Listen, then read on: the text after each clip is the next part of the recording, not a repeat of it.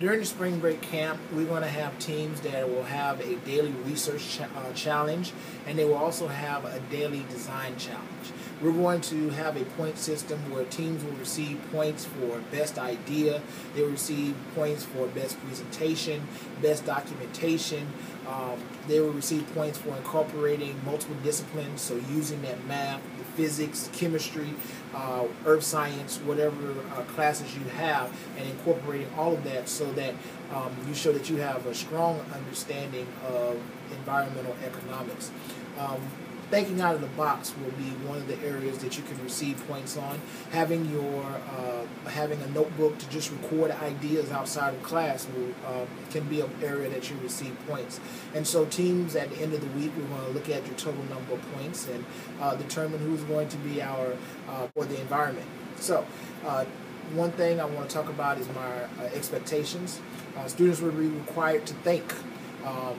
Students will be required to stretch, not just doing just enough, but kind of thinking outside of the box. All students will be expected to have a professional attitude at all times, and one of the most important things is students will be expected to hang in there. No matter what the challenge is, you're going to be required to continually work on a solution. And so during the week, students will look at wind, solar, and fuel cell power.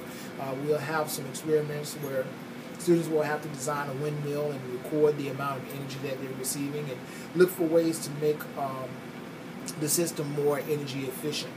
Students will design and build a model which will be a natural capital reclamation system.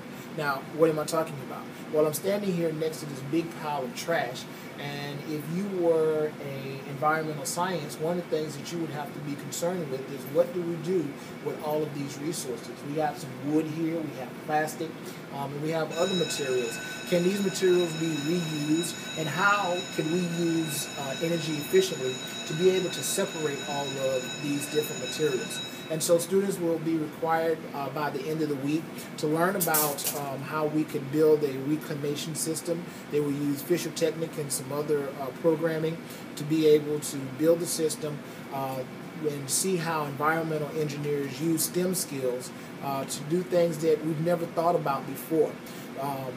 In the future, we're going to be challenged with healing our planet and as well as making things more sustainable and continuing to allow for a growing population. I look forward to working with you. I'm sorry I couldn't be with you tonight.